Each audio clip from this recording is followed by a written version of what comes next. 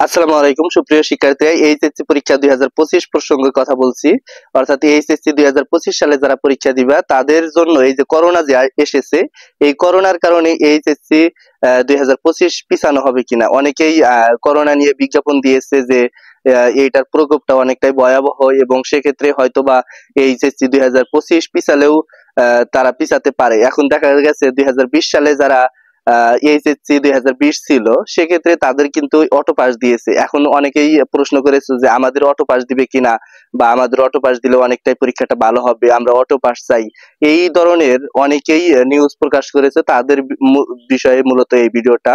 দেখো, করোনা যদিও বেশি প্রকোপ হয়, তারা চেষ্টা করবে যে পরীক্ষাটা নেওয়ার জন্য।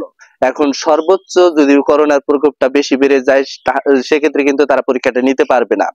এখন এই মুহূর্তে শিক্ষা বোর্ড কিন্তু কোনো আপডেট প্রকাশ করে নাই। অর্থাৎ আমরা দেখেছি ঢাকা শিক্ষা বোর্ডের ওয়েবসাইটে, বরিশাল শিক্ষা বোর্ডের ওয়েবসাইটে, অর্থাৎ প্রত্যেকটা শিক্ষা বোর্ডের ওয়েবসাইটে আমরা খুঁজে দেখেছি, তারা এ নিয়ে কোনো বিজ্ঞপ্তি প্রকাশ করে নাই যে করোনা এসেছে বা করোনার প্রকোপটা ধীরে ধীরে বেড়ে যাইতেছে, সেক্ষেত্রে আমরা পরীক্ষাটা স্থগিত করি। এই ধরনের নিউজ প্রকাশিত হয় নাই। আর এই নিউজটা প্রকাশিত হলে অবশ্যই তোমাদের জানিয়ে দেব। তো আমরা মনে করি যে তোমাদের পরীক্ষাটা পিছায়া যায়, সমস্যা নাই। অনেকে পরীক্ষার প্রস্তুতি ভালোভাবে নিতে পারো নাই, অনেকেই দেখা গেছে যে এই পরীক্ষা এই টাইমে হলে অনেকেই ফেল করবা, বা পরীক্ষাটা 2 মাস পিছিয়ে দিলে অনেকেই ভালো রেজাল্ট করবা। তাদের প্রসঙ্গেই মূলত কথাটা, যে আসলে যে করোনা যদি হয়, সেক্ষেত্রে হয়তোবা তারা পিছিয়ে দিলেও দিতে পারে। তবে এখনই তারা কোন নোটিশ প্রকাশ করবে না। এখন দেখা গেছে যে আরো 15 দিনের মতো পরীক্ষাটা আছে, এই 15 দিন আগে তারা নোটিশটা প্রকাশ করবে না। হয়তো বা 1 সপ্তাহ আগে নোটিশ প্রকাশ করলেও করতে পারে। এখন এই করোনা আসবে বা পরীক্ষা স্থগিত করবে, এইটার উপর ডিপেন্ড করে থাকলে তোমাদের চলবে না। তোমাদের পরীক্ষার প্রস্তুতিটা 100% বাড়াও এবং 100% পরীক্ষার প্রস্তুতি নাও। আর যদি তুমি পরীক্ষার প্রস্তুতি ভালোভাবে সম্পন্ন করতে পারো, তাহলে দেখা যাবে যে তুমি পরীক্ষায় ভালো রেজাল্ট করতে পারবা। এখন অনেকেই ভাবতেছো যে 26 তারিখে আমরা পরীক্ষা দেবই না, আমরা জোরালো আন্দোলন করব।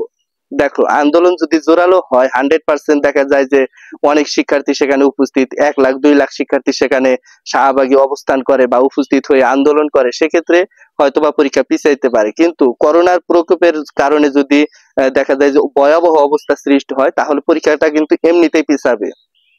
আর অনেকেই বলছিল যে আমাদের 50 মার্কের পরীক্ষা হোক, আমাদের 2 মাস পরীক্ষাটা পিছিয়ে গেলে আমাদের পরীক্ষাটা ভালোভাবে দিতে পারবো, ভালোভাবে সম্পন্ন করতে পারবো।